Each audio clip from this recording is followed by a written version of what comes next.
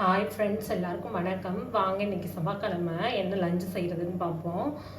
நான் என்ன இன்றைக்கி பண்ண போகிறேன்ட்டு பார்ப்போம். பாருங்கள், பீட்ரூட் கட் பண்ணி வச்சுருக்கேங்க. பீட்ரூட் பொரியலுக்கு இங்கே வெங்காயம் கட் பண்ணி வச்சுருக்கேன். சாம்பாருக்கு பீட்ரூட்டுக்கு இங்கே பாருங்கள் பச்சை மிளகாய், கருவேப்பிலை எடுத்து வச்சுருக்கேங்க. இங்கே வந்து சாம்பாருக்கு வெங்காயம், தக்காளி, இங்கே பீன்ஸ் பொரியலுக்கு வந்து பீன்ஸ் கட் பண்ணி வச்சுருக்கேங்க. எல்லாமே கட் பண்ணியாச்சு. இப்போ சமைக்க வேண்டியதாங்க. இன்றைக்கி செவ்வாய்க்கிழமைங்கிறனால சாம்பார் வைக்கலான்ட்டு சாதாரணமாக மிளகாய் கிள்ளி போட்ட சாம்பார் தாங்க. வாங்க எப்படி செய்கிறதுன்னு பார்க்கலாம்.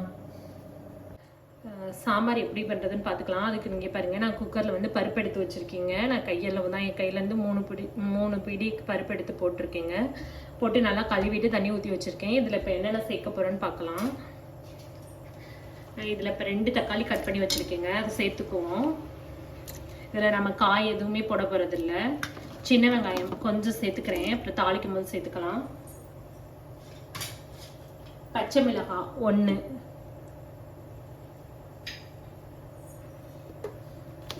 மஞ்சத்தூள் சேர்த்துக்கோங்க.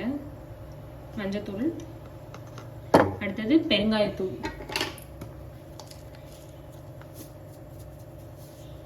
அவ்வளோதாங்க. இப்போ மூடி போட்டு மூடிடலாங்க. மூடிட்டு 3 விசில் வைப்போம், வச்சுட்டு பார்ப்போம். குக்கர் மூடி போட்டாச்சுங்க. இப்போ விசில் வரட்டும். அடுத்து நம்ம வந்து பீன்ஸ் பொரியல் செஞ்சுக்கலாம். சட்டி சூடாயிடுச்சுங்க. இப்போ எண்ணெய் சேர்த்துக்குவோம்.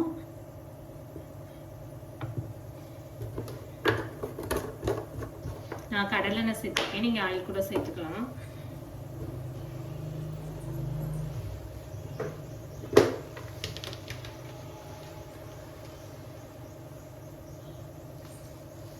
நம்ம செய்கிறது எல்லாமே சிம்பிளான லஞ்சு சமையல் தாங்க. எப்படி செய்கிறதுன்னு பார்க்குறோம். ஓகேவா? கண்டிப்பாக நீங்களும் ட்ரை பண்ணி பாருங்கள். நம்ம சேனல் எது முடிக்க சப்ஸ்கிரைப் பண்ணாத எல்லாருமே சப்ஸ்கிரைப் பண்ணிக்கோங்க.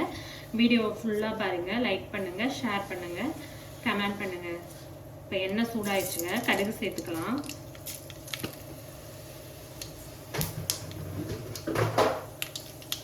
கடுகு, கொஞ்சம் உளுந்து,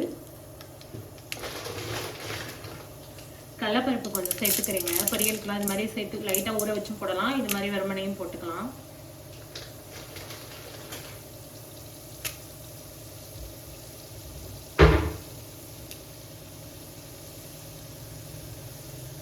கருவேப்பிலை கொஞ்சம் சேர்த்துக்கலாம்.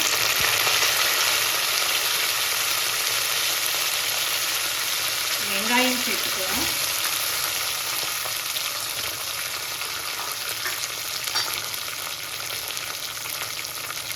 பச்சை மிளகாய் கொஞ்சம் சேர்த்துக்கலாம். வெங்காயம் வதங்கட்டுங்க.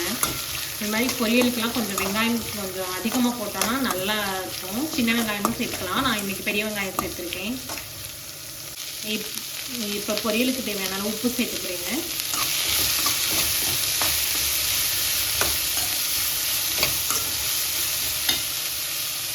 இப்போ 1/4 டம்ளர் அளவுக்கு தண்ணி சேர்த்துக்குவோம்.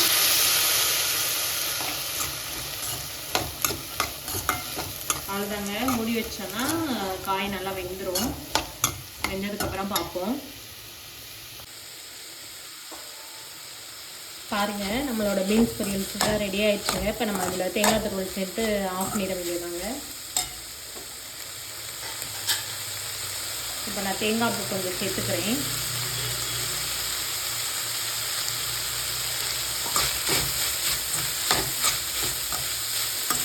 அவ்வளோதாங்க, நமக்கு சூப்பரான பீன்ஸ் பொரியல் ரெடி.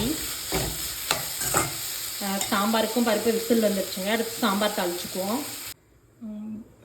பீட்ரூட் பொரியல் செஞ்சுக்கலாங்க. இப்போ எண்ணெய் ஊற்றிட்டுங்க. எண்ணெய் சூடாகிடுச்சு. கடுகு போட்டுக்கலாம். கடுகு, உளுந்தம் பருப்பு,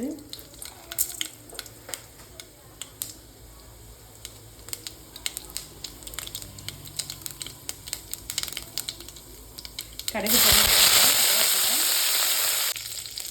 இப்போ வெங்காயம் சேர்த்துக்கலாம்.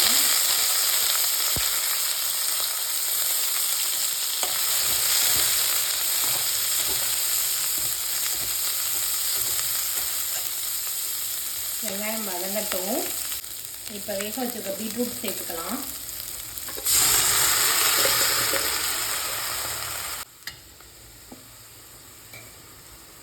பீட்ரூட்டுக்கு தேவையான உப்பு சேர்த்துக்குவோம். லைட்டாக கொஞ்சமாக மஞ்சள் தூளுங்க.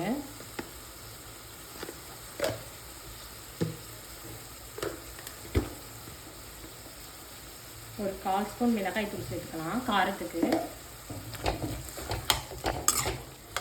பீட்ரூட்டை இது மாதிரி வேக வச்சு சேர்க்கும் போது நல்லா சாஃப்டாக வெந்திருக்குங்க. ஒவ்வொருத்தவங்களுக்கு பல்ல மெல்ல முடியாமல் இருக்கவங்களுக்குலாம் இப்படி செஞ்சோன்னா நல்லா சாப்பிட்றதுக்கு ஈஸியாக இருக்கும். அதனால தான் பீட்ரூட்டை குக்கரில் ஒரு விசில் வச்சுட்டு செஞ்சோன்னா நல்லாயிருக்கும். இல்லைன்னா கொஞ்சம் தடுக்குன்னு இருக்க மாதிரி இருக்கும். அவ்வளோதான். பீட்ரூட்டை நல்லா அந்த தண்ணியெல்லாம் சுண்டி வரட்டும். தேங்காய் பூ சேர்த்து ஆஃப் பண்ணிக்கலாம். அவ்வளோதாங்க, நமக்கு பீட்ரூட் பொரியல் ரெடியாக. பாருங்கள், பீட்ரூட்டில் நல்லா பீட்ரூட் ட்ரை ஆயிடுச்சுங்க. இப்போ தேங்காய் பூ சேர்த்துக்கலாம்.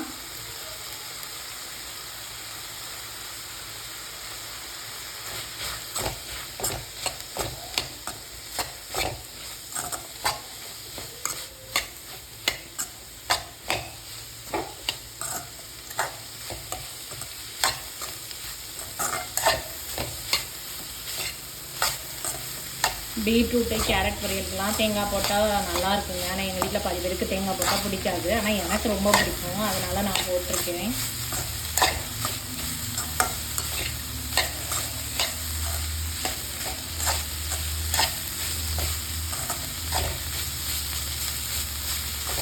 அவ்வளோதாங்க, நமக்கு பீட்ரூட் பொரியல் ரொம்ப சூப்பராக ரெடி ஆயிடுச்சுங்க.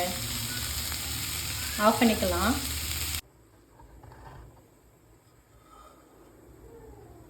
பாருங்கள், சாம்பார் தாளிக்க அடுப்பில் பாத்திரம் வச்சாச்சுங்க. பாத்திரம் சூடாகட்டும்.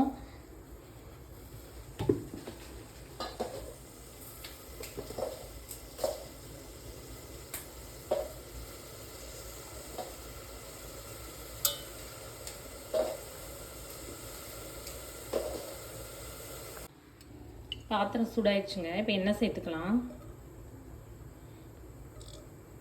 ரொம்ப சிம்பிளான சாம்பாருங்க. எந்த காயுமே தேவையில்லை, பருப்பு மட்டுமே போதும். ஓகேவா? டெய்லி காய் போட்டு சாம்பார் வைக்கிறோமா அப்படின்னு இல்லாமல் இது மாதிரி டிஃப்ரெண்ட்டாக ட்ரை பண்ணி பாருங்கள்.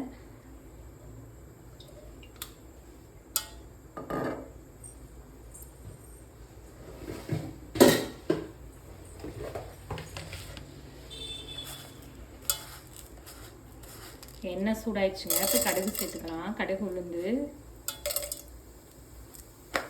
ஜீரகம், 2 வெந்தயம்,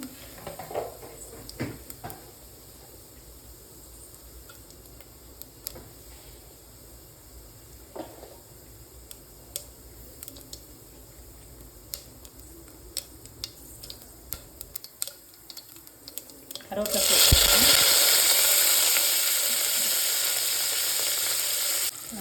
பாருங்கள், வெங்காயம் நல்லா வதங்கிடுச்சுங்க. நான் ஃப்ளேவருக்காண்டி சும்மா ஒரு சின்ன ஸ்பூனில் 1 ஸ்பூன் சாம்பார் பொடி சேர்த்துக்கிறேங்க.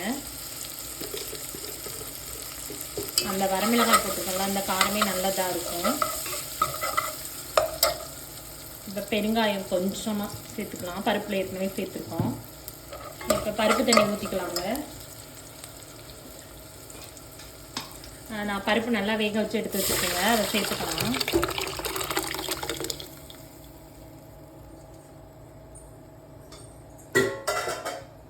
அவ்வளோதாங்க நம்மளோட சாம்பார். இப்போ சாம்பாருக்கு தேவையான அளவு உப்பு சேர்த்துக்குவோம்.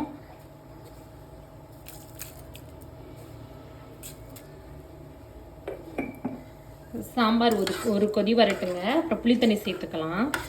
ரொம்ப ஈஸியான சாம்பாருங்க. அவ்வளோதாங்க, நமக்கு சாம்பார் ரெடி ஆயிடுச்சுங்க. நீங்கள் உங்களோட எவ்வளோ தேவையோ அவ்வளோக்கு ஏற்ற மாதிரி வச்சுக்கோங்க. ஓகேவா? நான் இன்றைக்கி இந்தளவு வச்சுருக்கேன். நம்மளோட சாம்பார் சூப்பராக கொதிச்சு ரெடி ஆயிடுச்சுங்க. அவ்வளோதாங்க, கொஞ்சம் மல்லித்தலை தூவிக்கலாங்க. தூவிட்டு ஆஃப் பண்ணிக்கலாம். சூப்பரான சாம்பார் ரெடிங்க. ரொம்ப சிம்பிளான சாம்பார். ஓகேவா? நீங்களும் இதே மாதிரி ட்ரை பண்ணி பாருங்கள். இந்த வீடியோ பார்க்குற எல்லாருமே இதுக்கு முன்னாடி உள்ள வீடியோலாம் போய் பாருங்கள். ஓகே, பாய்.